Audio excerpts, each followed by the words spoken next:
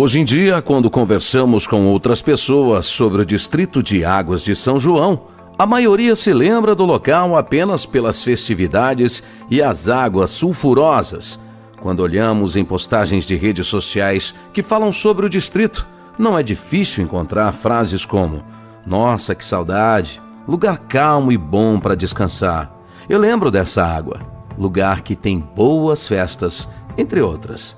Para quem vive ou viveu nessa região, é difícil não saber de histórias e causos sobre as festas e o uso das águas. Mas o que mais Águas de São João pode nos oferecer, para além das águas sulfurosas e da festa religiosa? Para responder essa questão, que tal um breve passeio pela história deste lugar? Então, lá vamos nós. O distrito de Águas de São João pertence ao município de Goiás e está localizado na microrregião Rio Vermelho, que integra a mesorregião noroeste goiano. No passado, nesse local havia uma fazenda chamada São João da Gurita, e essa se encontrava numa região conhecida como Piedade. Em nossa pesquisa, vimos que essa região era marcada pelo difícil acesso e pouco fluxo de pessoas. Porém, com a descoberta das minas de águas sulfurosas, aos poucos isso foi mudando. Vamos ver como isso aconteceu? É difícil definir quando as águas passaram a ser usadas como forma de obter cura ou milagre, pois não existem documentos oficiais que registrem um acontecimento. Normalmente, os relatos que são conservados na memória não conseguem apresentar datas, mas podemos encontrar relatos de outras formas. Existe um livro espírita chamado Águas de São João, do autor Manuel Guida. Nele, é possível ver, através de relatos psicografados, como aconteceu a formação do território no qual está localizado o distrito, a movimentação de pessoas e também os motivos da existência das águas. Assim, na falta de registros oficiais, podemos falar em uma história mítica de Águas de São João. Isso não é curioso? Nesse livro, Manuel Guida apresenta alguns relatos que envolvem antigas tribos indígenas que, buscando novos espaços, chegaram onde são encontradas as minas de águas sulfurosas. Estes só conseguiram, pois receberam a ajuda de um deus chamado de Trovão, que sua tribo cultuava. Após chegar ao local e perceberem que os animais faziam uso daquela água, passaram a fazer o mesmo. O uso dessa água, segundo a narrativa psicografada, proporcionou aos indígenas uma vida que variou de 238 a 282 anos. Mas não paramos por aqui. Enquanto narra as transformações locais, o livro mostra que no ano de 1896, um fato importante ocorreu. Um viajante que padecia de epidemia, buscando um lugar para viver, passa por essas minas de água. Para matar a sede, bebeu do líquido e, após um tempo, estava se sentindo melhor. Isso motivou o uso constante e, após 30 dias, estava curado. Se uma criatura humana, antes de adquirir enfermidades orgânicas, não se sujeitasse a vício algum, se alimentasse regularmente, não descuidasse de proceder ao ar livre, sua educação física e mental, higienizando a consciência com o uso exclusivo da prática do bem e das águas de São João, as suas propriedades fluídricas e minerais seriam suficientes para lhe oferecer condições de vida máxima na carne, as quais variam de 230 a 280 anos. É inegável que sua narrativa tenha contribuído para a construção imaginária local e para o fortalecimento do caráter simbólico que envolve as águas sulfurosas. Além do que pode ser encontrado no livro, considerando pesquisas e bibliografias consultadas, temos ainda o relato de um frei que, passando pelo local, sentiu sede e foi levado onde brotavam aquelas águas. Após beber, percebeu que não eram normais.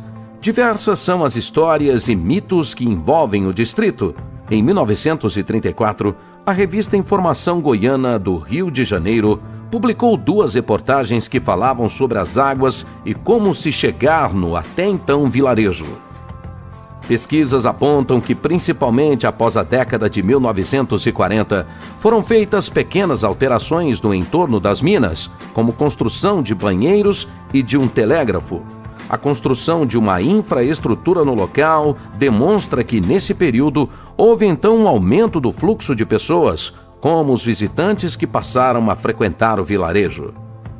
Já no ano de 1963, foi construída a capela em homenagem a São João Batista, próximo de onde se encontravam as minas de águas sulfurosas. Essa construção marcou o início da realização da festa em homenagem a São João Batista, o padroeiro local. Com a realização dessa festividade, desenvolveu-se então uma nova relação entre o Distrito de Águas de São João e seus bens culturais. Apesar de uma forte presença da religião católica no local, observamos a busca pelas águas e as narrativas dos milagres que são provenientes de seus usos. A festa de São João é um momento caloroso do calendário do distrito. Nela encontramos moradores locais reunidos em um clima típico de cidade do interior. São formadas rodas de conversa, reencontros acontecem, famílias se reúnem e a pequena Águas de São João se torna gigante com essa aura de calor e amizade que a festa traz. Esse momento ocorre em um dos locais centrais do distrito, onde são encontradas algumas minas de águas sulfurosas, onde foi construída a capela e próximo da área de relevante interesse ecológico. Esse local não é apenas da festa religiosa e nem de domínio das águas sulfurosas. Esse espaço é da comunidade, da união e da solidariedade que faz esse pequeno distrito um local com grandes histórias e a consolidação de uma forma de agir na qual quem precisa sempre é abraçado e cuidado. Duas tradições distintas se juntam em um pequeno espaço e formam o grande e caloroso Distrito de Águas de São João. No ano de 2000 ocorre a criação da área de relevante interesse ecológico. De acordo com o decreto número 5.182, de 13 de março de 2000, artigo 2º, a área de relevante interesse ecológico, instituída no artigo anterior, destina-se a preservar os mananciais, a flora, a fauna e o paisagismo na área de surgimento das águas sulfurosas do Distrito de São João. Nas entrevistas que realizamos, diversas posições foram percebidas, umas que mostraram concordância com as regras a serem cumpridas no local, e outros que demonstraram preocupação, pois sentiram que essas regras afastariam parte da população. Quanto à percepção e os usos do local, Guilherme Alves de Lima Costa diz que São João, como disse no início, era algo natural, quase um trieiro, coisa bem simples. Os banheiros de tomar banho era algo muito simples. A praça era um chão batido, a quadra era tudo muito rústico. Hoje, quando você vai em Águas de São João, há um portão grande, portal para entrar no parque que tem uma porteira de madeira. Essa porteira, por um tempo, foi fechada para que nenhum carro pudesse chegar lá. A ideia era proteger, porque estava acabando com a vegetação, com o barro que era próprio de lá. Santa Bruno de Bastos relata que eu acredito no milagre sim. Para mim, o milagre existe pelas histórias e pelas pessoas que a gente já viu. A água era usada por meio de banho só com ela e também para beber. O barro era utilizado para cicatrizar feridas. Tinha muita gente que naquele tempo ia para lá com lepra e aí se curavam com barro. Passavam o barro e curava. Sei da minha avó e da minha sogra falarem disso. Como estamos falando de um bem local, este momento será aberto para algumas produções feitas por alunos do Distrito de Águas de São João. Nelas vamos observar como eles percebem o local em que vivem. De uma forma geral, podemos notar as seguintes características. As narrativas sobre as águas e a presença religiosa são fortes no local. Em muitos desenhos, eles conseguem apresentar os elementos representados pelas minas de água, a bica, os banheiros e a capela em homenagem a São João Batista. Esses desenhos, mapas mentais, podem apresentar alguns elementos que demonstram a força e importância desses bens para o distrito. Eles estão presentes na formação e cotidiano de cada uma das crianças, com abordagens e focos distintos. Pensar em Águas de São João na perspectiva do patrimônio cultural faz com que cada um de nós passemos a olhar de forma mais especial para os bens culturais locais e, principalmente, os costumes, as formas de agir e viver no seu espaço.